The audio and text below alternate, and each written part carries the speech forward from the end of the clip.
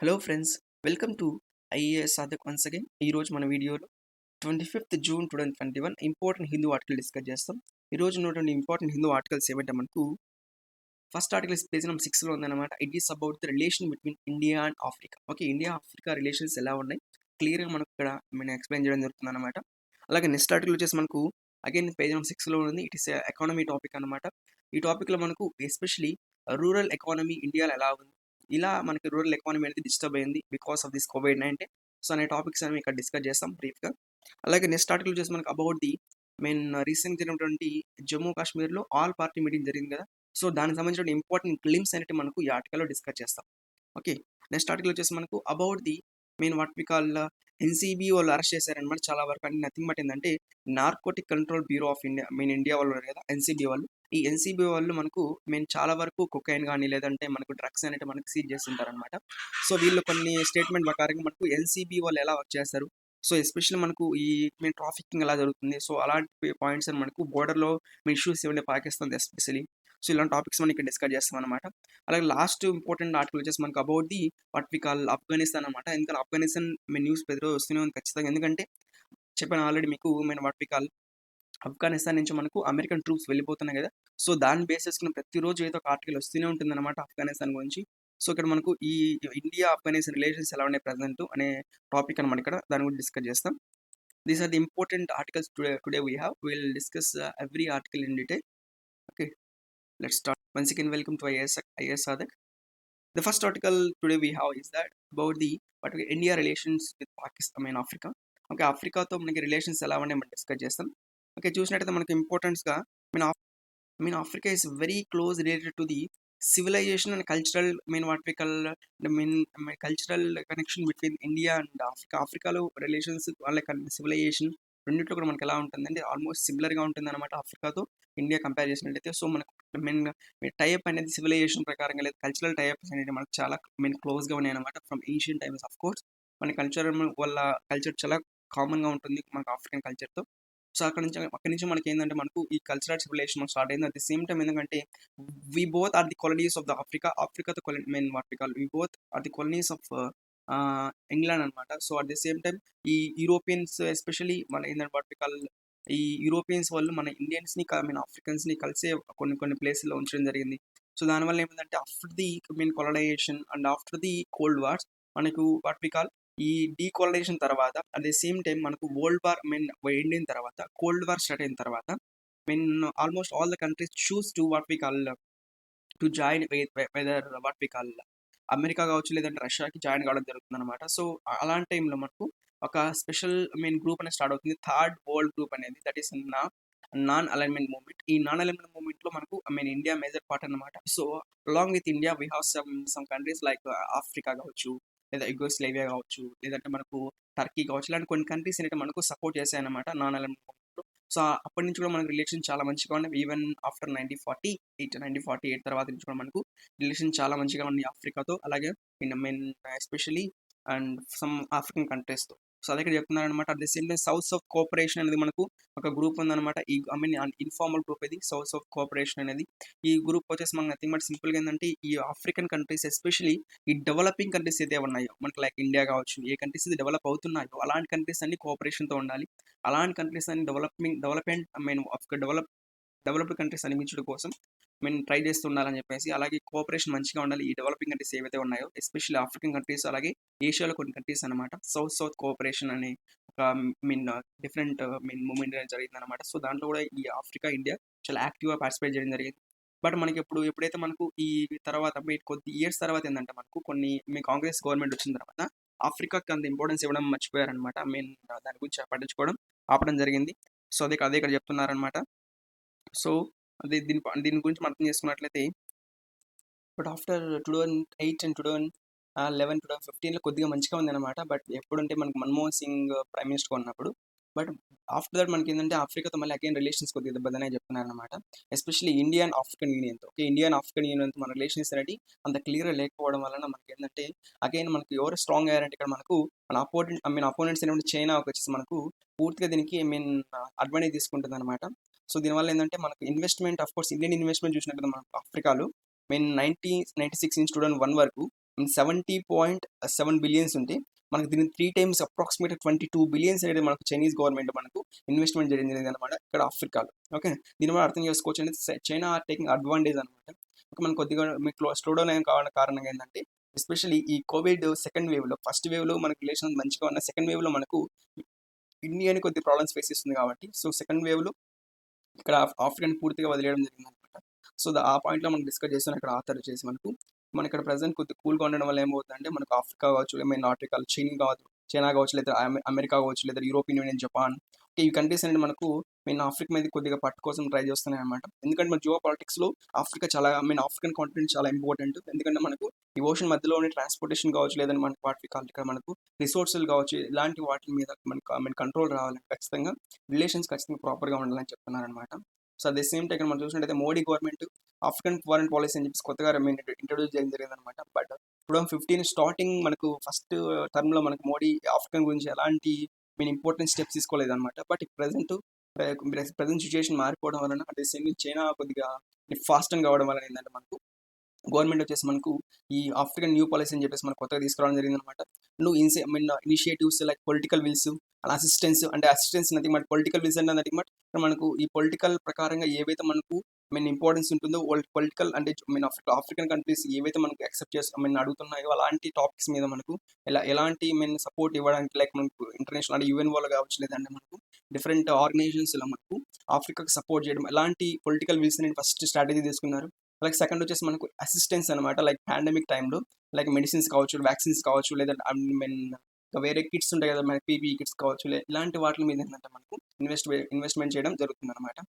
At the same time what we call bilateral trade అనేది decline జరుగుతుంది అనమాట. So అదే చెప్తున్నాను ఇక్కడ బైలాటరల్ ట్రేడ్ అనేది వాట్ వి కాల్ ఈ ఆఫ్రికాకి మనకి ఇండియాకి మన బైలాటరల్ ట్రేడ్ అనేది మంచిగా ఉందన్నమాట. At the same time what we call decline అవుతుందని చెప్తున్నారు. ఎగ్జాంపుల్ చూసినట్టు మనకు ఇండియా ఎక్స్పోర్ట్స్ అనేది మనకు $27.7 బిలియన్ అనేవి ఉన్నాయన్నమాట. South Africa, Nigeria, Egypt, Kenya, Togo ఇలాంటి కంట్రీస్తో. బట్ మనకు వాట్ వి కాల్ అది 4.4% డౌన్ గ్రేడ్ అయిందని చెప్తున్నారు ఇప్పుడు ప్రజెంట్. ఓకేనా, ఓన్లీ మేజర్గా మనకి ఏం ఎక్స్పోర్ట్ చేస్తుంటామంటే మనకు పెట్రోలియం ఫ్యూయల్స్ కానీ మినరల్ ఫ్యూయల్స్ కానీ ఆయిల్ పెట్రోలియం ప్రొడక్ట్స్ కానీ ఫార్మా అండ్ మెడికల్ వెహికల్స్ అనేవి మనకు ఎక్స్పోర్ట్ చేస్తుంటాం అనమాట మన ఇండియా వచ్చేసి ఆఫ్రికన్ కంట్రీస్కి. బట్ అది ప్రజెంట్ 4.4% తగ్గిపోయిందని చెప్తున్నారు. అదే సేమ్ టైం ఇండియన్ ఇంపోర్ట్స్ అనేవి కూడా మనకు 25% తగ్గిపోయిందని చెప్తున్నారు. లైక్ మనకు సౌత్ ఆఫ్రికా, నైజీరియా నుంచి మనం చాలా వరకు క్రూడ్ ఆయిల్ మనకి ఇంపోర్ట్ చేసుకుంటాం. మనకి ఈజిప్ట్, అంగోలా నుంచి మనకు ప్యారల్స్ అండ్ స్టోన్స్ అనేవి మనకి ఇంపోర్ట్ చేసుకుంటాం అనమాట. సో ఇవి కూడా మనకు 25% అనేది తగ్గిపోవడం జరిగింది. సో అదే ఇక్కడ చెప్తున్నారు అతను.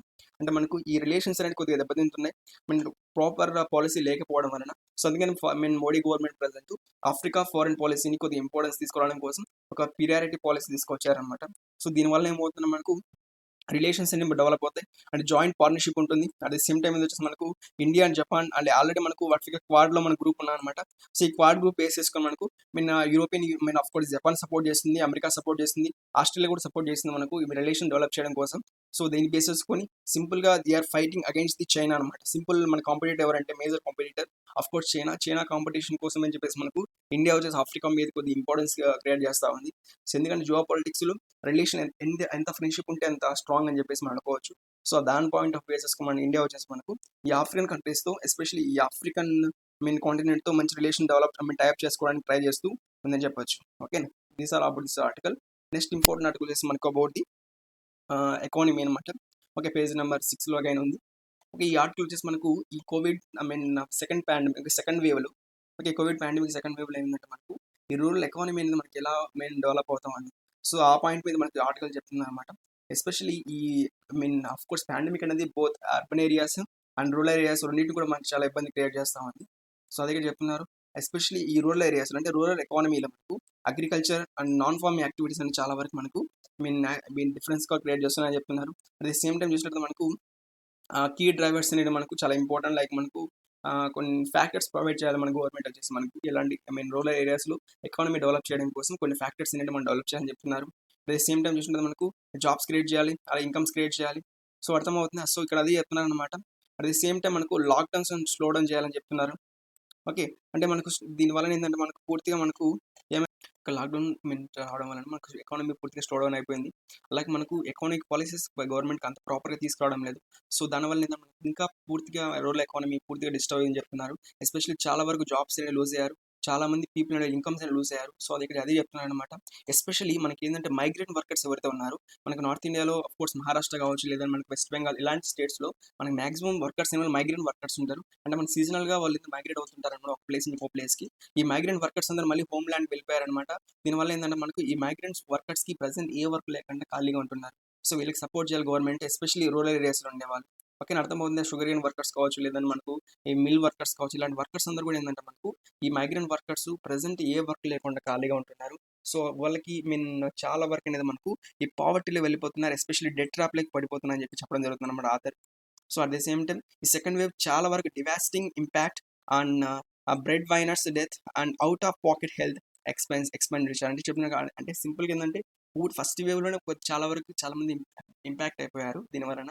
కరోనా వలన. సెకండ్ వేవ్‌లో మనకు ఇంకా వర్స్ట్‌గా ఉందని చెప్తున్నారు. ఆ బ్రెడ్ విన్నర్స్ ఎవరైతే ఉన్నారో, బ్రెడ్ విన్నర్స్ అంటే ఆఫ్‌కోర్స్ మనకేందంటే ఫ్యామిలీ హెడ్ అని చెప్పొచ్చు.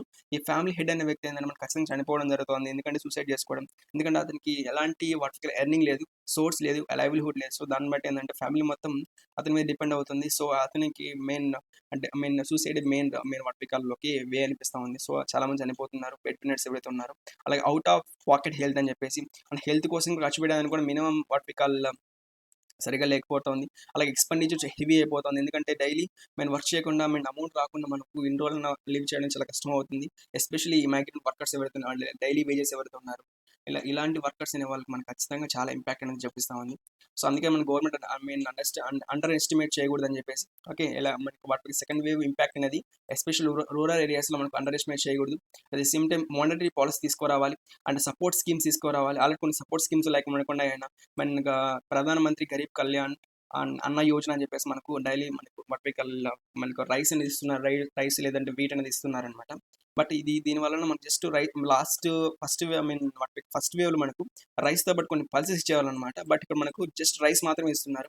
అర్థమవుతుంది. ఓన్లీ రైస్ మాత్రమే ఇస్తున్నారు. మన పల్సెస్ అనేది ఇవ్వడం లేదనమాట. సో, అదే చెప్తున్నాననమాట.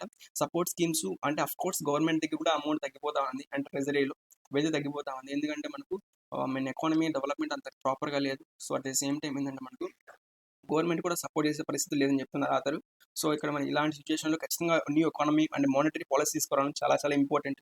And poor allocation to the of course the MGNREGA, okay, Mahatma Gandhi national rural employment guarantee act ద్వారా ఏందంటే మనకు ఖచ్చితంగా 100 డేస్ వర్క్ ఉంది కదా! అంటే ఉపాధి పని అని చెప్తారు. కూలి పని అని చెప్తుంటారు కదా! ఈ ఉపాధి పని ఖచ్చితంగా ప్రొవైడ్ చేయించాలి. ఓకేనా? దానివల్ల ఏమవుతుందంటే కొద్దిగా మినిమమ్ అన్నా మనకేందంటే కొద్దిగా ఎర్నింగ్స్ ఇవ్వడం జరుగుతుందన్నమాట. అంటే పూర్ పీపుల్ ఎస్పెషల్లీ.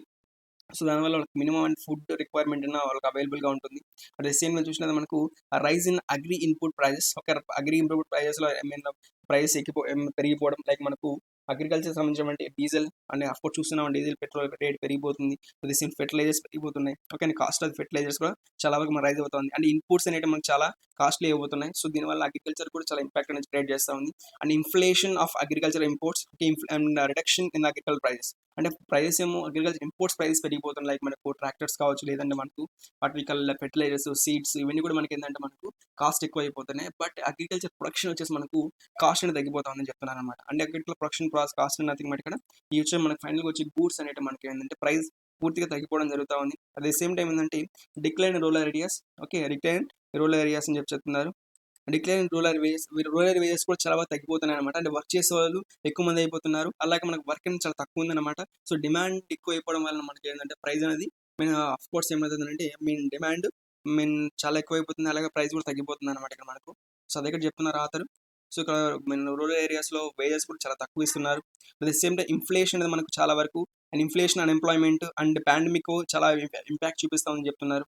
సో, దానివల్ల మనకి ఇన్ని కలిసి మనకేంటంటే ఫైనల్‌గా డిమాండ్ డిక్లైన్ అయిపోతుంది. అలాగే మనకు ఫైనల్‌గా క్యాష్ ట్రాన్స్‌ఫర్స్ అనేవి మనకు ప్రాపర్ సొల్యూషన్ చెప్తున్నారనమాట. ఆఫ్‌కోర్స్ చూడండి, ఇక్కడ ఇన్‌ఫ్లేషన్ అంటే నథింగ్ బట్ రైజింగ్ ప్రైజెస్ అనమాట. అన్‌ఎంప్లాయ్‌మెంట్ రైజ్ అవుతోంది. అలాగే పాండమిక్, ఇవి 3 ఒకేసారి ఎఫెక్ట్ కావడం వలన మనకు ఎస్పెషల్లీ ఈ రూరల్ ఎకానమీ పూర్తిగా డిస్టర్బ్ అవుతా ఉందని చెప్తున్నారు ఆథర్. ఓకే. అలాగే మన గవర్నమెంట్ ఏం చేయాలంటే ఆఫ్‌కోర్స్ మనకు గవర్నమెంట్ క్యాష్ ట్రాన్స్‌ఫర్స్ అనేది కొద్దిగా ఇంపార్టెంట్. ఎందుకంటే మనకు ఆల్రెడీ 2008, 2009లో మనం చూసినట్టయితే పాండమిక్ టైమ్‌లో పాండమిక్ అని కాదు, ఆ టైంలో మనకు వరల్డ్‌గా గ్లోబల్ ఎన్విరాన్మెంట్ క్రైసిస్ జరిగాయన్నమాట 2008, 2009లో. ఈ టైంలో మనకేంటంటే మన గవర్నమెంట్ ఫాలో అయిన మెథడ్ ఏదంటే క్యాష్ ట్రాన్స్‌ఫర్ మెథడ్ అనమాట. ఈ క్యాష్ ట్రాన్స్‌ఫర్ మెథడ్ ఏం చేసిందంటే వీళ్ళు కొద్దిగా వాటి ఇన్వెస్ట్‌మెంట్ అమౌంట్ కొద్దిగా పెరుగుతుందన్నమాట. ఎవరైతే ఫార్మర్స్ ఉన్నారో ఎవరైతే స్మాల్ వర్కర్స్ ఉన్నారో ఇలాంటి వాళ్ళకి మినిమం ఇన్వెస్ట్మెంట్ దొరుకుతుందన్నమాట. దీనివల్ల ఏమవుతుందంటే ఫైనల్గా వీళ్ళు కొద్దిగా వర్క్ చేయడం, అలాగే మనకు కొంతమంది సబ్సిడీస్ ప్రొవైడ్ చేయడం, ఎవరైతే మనకు వర్క్ చేస్తుంటారో ఇలాంటి వాళ్ళకి. సో దీనివల్ల ఎకానమీ కొద్దిగా బూస్టప్ అవుతుందన్నమాట. సో ఫైనల్గా వీళ్ళందరికీ కూడా మెయిన్ అడ్వాంటేజ్ జరుగుతుంది. సో అదే చెప్తున్నా ఇక్కడ మనకు క్యాష్ ట్రాన్స్ఫర్ అనేది కొద్దిగా ప్రాపర్ మెథడ్ అయ్యే ఛాన్స్ ఉంది. సో అమౌంట్ కొద్దిగా వీళ్ళ మెయిన్ ఎవరైతే మనకు పూర్ ఫార్మర్స్ ఉన్నారో, లేదా ఎవరైతే పూర్ వర్కర్స్ ఉన్నారో ఇలాంటి వాళ్ళకి మినిమం అమౌంట్ అంటే మినిమం మంత్లీ కొద్దిగా అమౌంట్ అనేది ప్రొవైడ్ చేస్తే ఏంటంటే వాళ్ళ లైఫ్ లీడ్ చేయడానికి కొద్దిగా బేసిక్ సపోర్ట్ లభిస్తుంది చెప్పడం జరుగుతుంది అనమాట author. So this all about this article. మన ప్రజెంట్ రూరల్ ఎకానమీ గురించి చెప్తున్నాను అనమాట. అండ్ ఇక్కడ మనకు చూసినట్టయితే మనకు స్టార్టింగ్ హెడింగ్ కనిపిస్తూ ఉంది, rural economy can jump start or revival. చెప్పండి మనకు రివైవల్ నుంచి మేము జంప్ కాగలుగుతా లేదా అని చెప్పేసి మనకు మెయిన్ ఆర్టికల్ చెప్పడం జరుగుతుంది అనమాట. ఓకేనా. నెక్స్ట్ ఆర్టికల్ వచ్చేసి మనకు అబౌట్ ది ఆల్రెడీ ప్రీవియస్గా డిస్కస్ చేసామన్నమాట. చెప్పాను ఆల్రెడీ ప్రీవియస్ ఆర్టికల్లో కూడా ఏంటంటే దీని గురించి క్లియర్గా మనకు నెక్స్ట్ ఫర్దర్గా వస్తుందని చెప్పేసి ఈ రోజు మళ్ళీ అగైన్ మనకు ఇంకొక ఆర్టికల్ వచ్చేస్తుంది అనమాట. 2 ఆర్టికల్స్ ఉన్నాయి. ఒకటి వచ్చేసి మన పేజ్ నెంబర్ 1లో, ఒకటి వచ్చేసి మన పేజ్ నెంబర్ 8లో ఉందన్నమాట. It is about the all party meeting in Jammu and Kashmir. Okay, Jammu and Kashmir ఉన్నటువంటి ఆల్ పార్టీ మీటింగ్ గురించి అనమాట. ఈ ఆల్ పార్టీ మీటింగ్ మనకు ఎందుకు ఇంపార్టెన్స్ అంటే చూసినట్లయితే మనకు ఆఫ్ఘనిస్తాన్ అనమాట మెయిన్ ఇంపార్టెంట్. మేజర్ ఇంపాక్ట్స్ అన్ని మనకు ఇంటర్నేషనల్ వైడ్గా మన రిలేషన్స్ ఏంటి ఆఫ్ఘనిస్తాన్ చుట్టూ తిరుగుతున్నాయి అనమాట. ఎందుకంటే ఆఫ్ఘనిస్తాన్ నుంచే మనకు అమెరికన్ ట్రూప్స్ వెళ్ళిపోతున్నాయి కదా సెప్టెంబర్లో. సో దీన్ని బేస్ చేసుకొని ఆఫ్ఘనిస్తాన్లో మనకి ఏంటంటే మనకి నథింగ్ బట్ ఆఫ్ఘనిస్తాన్లో మనకు ఇక్కడ నథింగ్ బట్ ఇక్కడ మీన్ తాలిబన్స్ అనే వాళ్ళు ఎక్కువ మంది ఛాన్స్ ఉంది, అలాగే టెర్రరిస్ట్కి ఎక్కువ సపోర్ట్ ఇచ్చే ఛాన్స్ ఉంది. సో దీనివల్ల ఫైనల్గా ఎవరికి ఇంపాక్ట్ ఉంటుందంటే అఫ్ కోర్స్ మనకు ఇండియాకి ఇంపాక్ట్ ఉంటుంది. ఎందుకంటే ఈ 3 కంట్రీస్ మన సరౌండ్ అయి ఉన్నాయి అనమాట. లైక్ పాకిస్తాన్ కావచ్చు, ఆఫ్ఘనిస్తాన్ కావచ్చు, అలాగే మన చైనా 3 కంట్రీస్ కూడా మనకు సరౌండ్ అయి ఉన్నాయి. ఈ త్రీ కంట్రీస్ ఎనిమీ అయ్యాయనుకోండి మనకి ఏమవుతుంది ఫైనల్గా చాలా ప్రాబ్లం అవుతుంది ఇండియన్ లా అండ్ ఆర్డర్ కానీ సెక్యూరిటీ కానీ. సో అందుకని చెప్పేసి మనకు జమ్మూ కాశ్మీర్లో లోకల్ పీపుల్కి సపోర్టు, ఆ లోకల్ పీపుల్ యొక్క కాన్ఫిడెన్స్ ట్రస్ట్ని గెలిచినట్లయితే ఆటోమేటిక్గా జమ్మూ కాశ్మీర్ ఇష్యూలో మనకి ఎలాంటి ప్రాబ్లం ఉండదు. సో దాని బేసిస్గా మనకు ఈ జమ్మూ కాశ్మీర్తో రిలేషన్ డెవలప్ చేయడం కోసం అని చెప్పేసి మనకు ఆల్ పార్టీ మీటింగ్ పెట్టడం జరిగింది అనమాట ప్రైమ్ మినిస్టర్ గారు. సో దీని బేసిస్గా మనకు చెప్తున్నారు. ఓకే, అదే చెప్తున్నారు అనమాట. అలాగే మనం చూసినట్లయితే మనకు మేజర్ గ్లిమ్స్ వచ్చేసి మనకి ఈ మీటింగ్ వచ్చేసి మనకు what we call grass roots democracy. And ఇక్కడ డెమోక్రసీకి మెయిన్ ఇంపార్టెన్స్ ప్రొవైడ్ చేయడం, అలాగే డెమోక్రసీని మనకు ఈ అన్ని ప్లేసుల్లో కూడా మన వర్టికల్ ఇంప్లిమెంట్ చేయడం, అంటే మనకు ఫ్రీడమ్ లైక్ మనకు డెమోక్రటిక్ ప్రిన్సిపల్స్ అని ఇంప్లిమెంట్ చేయడం. ఎందుకంటే ఆల్రెడీ కొన్ని ప్లేసుల్లో మన జమ్మూ కాశ్మీర్లో because of law and order and security base చేసుకుని మనకు ఇండియన్ ఆర్మీ వాళ్ళు కొన్ని ప్లేస్లో లైక్ 144 సెక్షన్ పెట్టడం కానీ, ఇంటర్నెట్ బ్లాక్ చేయడం కానీ, స్కూల్ క్లోజ్ చేయడం, ఇలా కొన్ని ఫండమెంటల్ రైట్స్కి ఆపోజిట్గా చేస్తున్నారనమాట కొన్ని in the name of national security అని చెప్పేసి. సో అలాంటి వాటికి కాకుండా మనకు గ్రాస్ రూట్ లెవెల్ నుంచి మనకి ఏంటంటే డెమోక్రసీ ఇంప్లిమెంట్ చేస్తామని చెప్పేసి మనకు ఫస్ట్ పాయింట్ చెప్పడం జరిగింది గ్లిమ్స్లో. అలాగే సెకండ్ పాయింట్ వచ్చేసి మనకు about the hearts and minds. అందుకే మనకు డెమోక్రసీ ఇంప్లిమెంట్ చేయాలి, అలాగే మనకు గవర్నమెంట్ వర్క్ చేయాలి, రూల్ చేయాలి. బట్ ఎలా రూల్ చేయాలంటే to win the hearts and minds of the people of local peoples యొక్క హార్ట్స్ని లేదా మైండ్స్ని విన్ చేసే విధంగా మనకు ఈ యొక్క మీటింగ్ అనేది ఉండాలని చెప్పడం జరుగుతుంది అనమాట.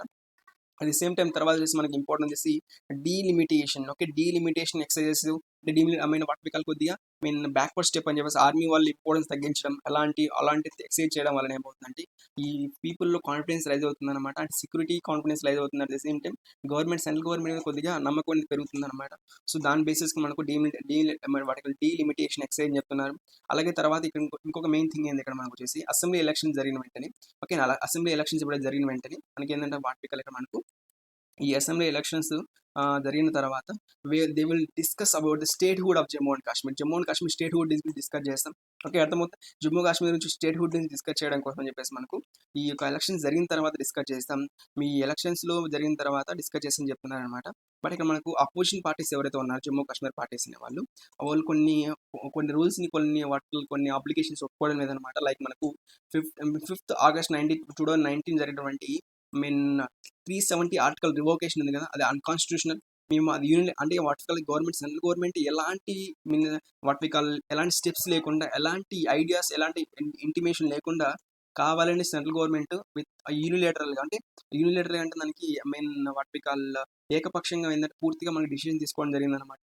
370 ఆర్టికల్ దాన్ని మేము యాక్సెప్ట్ చేయమని చెప్తున్నారనమాట ఈ లోకల్ పార్టీస్ అనే వాళ్ళు. అలాగే దీన్ని లీగల్ బ్యాటిల్గా తీసుకుంటాం. ఓకేనా, 370 ఆర్టికల్ మాకు ఎలాంటి సమ్మతి లేకుండా మీకు అలాగే మనకు కొన్ని పవర్స్ అనేవి జమ్మూ కాశ్మీర్ లాగేసుకున్నారు.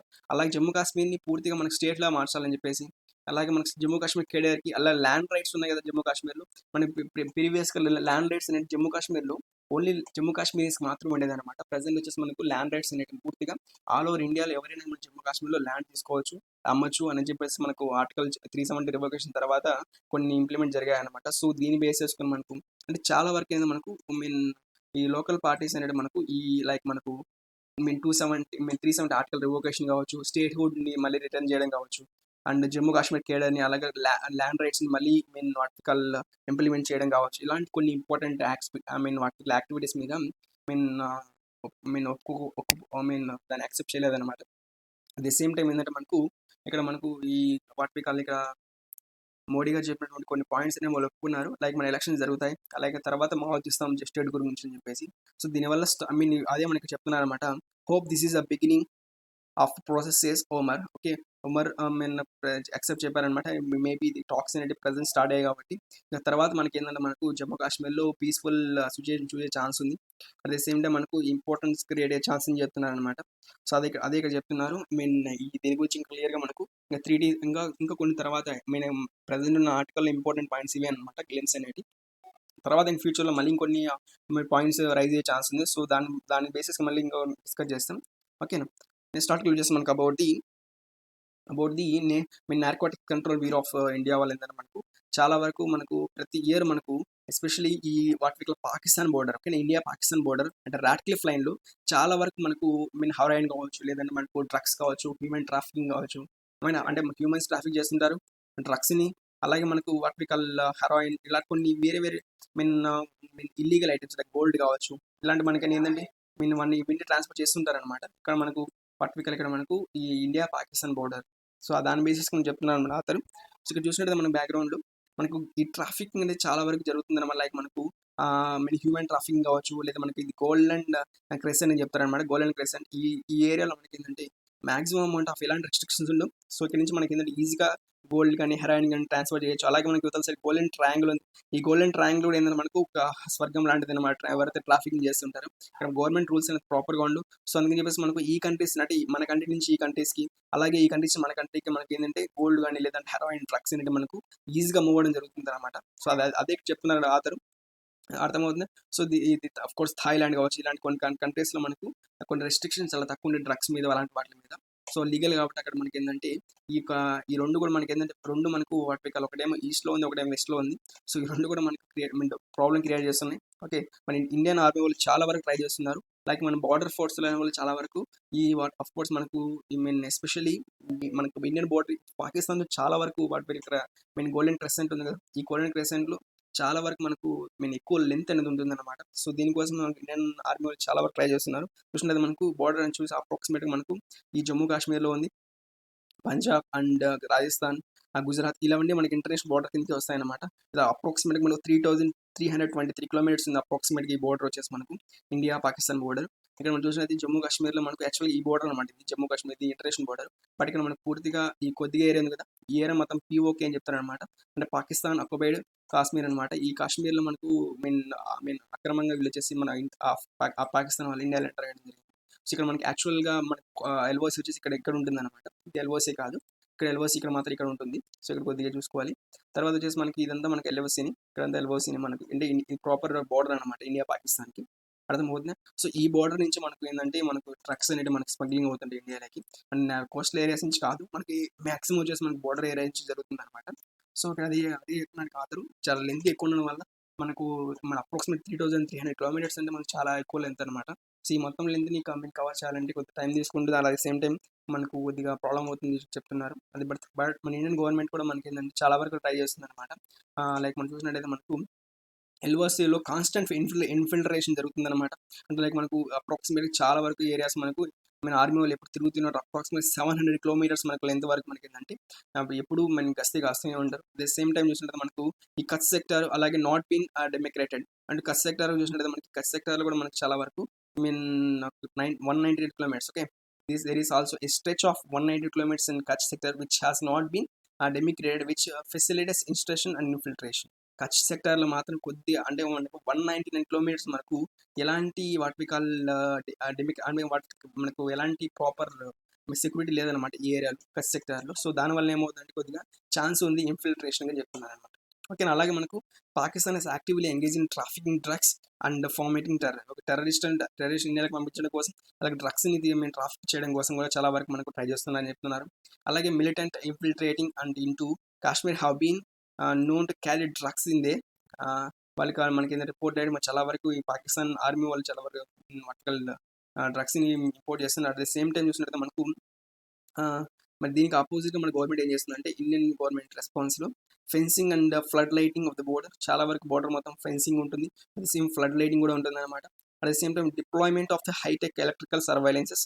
మన హైటెక్ ఎలక్ట్రికల్ సర్వైలెన్స్ కూడా మనకు డిప్లాయ్మెంట్ చేశారనమాట చాలా వరకు చాలా ఏరియాస్లో. దీనివల్ల మనకు ఏంటంటే మనకు టనల్స్ దవ్వించడం కానీ, లేదా లేజర్ కానీ, లేదా మనకు వాటి కాల్ ఇక్కడ మనకు చూసినట్లయితే మనకు ఈ సర్వేలెన్స్ కోసం చెప్పేసి మనకు కొన్ని ప్లేసుల్లో మనకు నైట్ విజన్ గోగల్స్ కానీ ఇలాంటి వాళ్ళు కూడా వాడడం వల్ల ఏదైపోతుంది ఫైనల్గా మన పూర్తిగా ఏరియా మొత్తాన్ని కూడా కంట్రోల్ చేసి చెప్తున్నారు అనమాట. ఓకే, చూసినట్టు అందుకే అది చెప్తున్న కాదు.